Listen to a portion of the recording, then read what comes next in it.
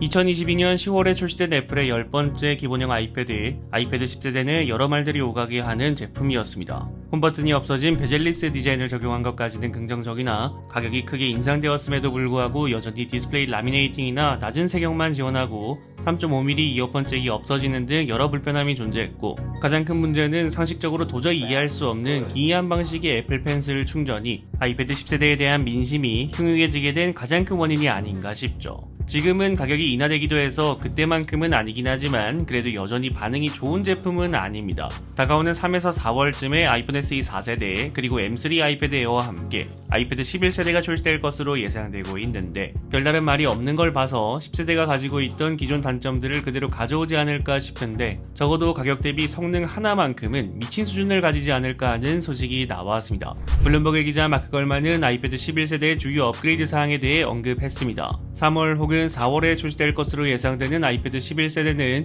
아이폰 15 프로 시리즈에 탑재되는 A17 프로 칩이 탑재될 것이라고 합니다. 2년 반 정도의 출시점이 있기는 하지만 전작이 A14 바이오닉 칩을 탑재했던 것을 생각하면 굉장히 큰 업그레이드 폭을 가집니다. 물론 아이패드 미니에 탑재된 A17 프로 칩과 동일하게 GPU 코어가 하나 빠진 컷칩이 될 가능성은 높습니다. 이뿐만이 아닙니다. 아이패드 프로 11세대는 8기가의 램을 탑재할 것이라고 합니다. 아이패드 10세대의 메모리 용량이 4기가였기 때문에 한 번에 2배가 돼버리는 건데, 이유는 애플 인텔리전스를 지원하기 위한 최소 메모리 용량이 8기가이기 때문에 아이패드 11세대도 8기가가 탑재되었습니다. 애플 펜슬 충전 방식이나 디스플레이 라미네이팅 그리고 DCI 미지원 등 여러 단점들이 존재하긴 하겠지만, 단순히 가격 대비 성능으로는 굉장히 뛰어난 면모를 가질 것으로 보입니다. 단점들이 크게 신경 쓰이지 않고 아이패드 OS가 더 낫다고 생각하시는 분들은 게이밍 패드로 구매하시는 것도 나쁘지 않을 것 같네요.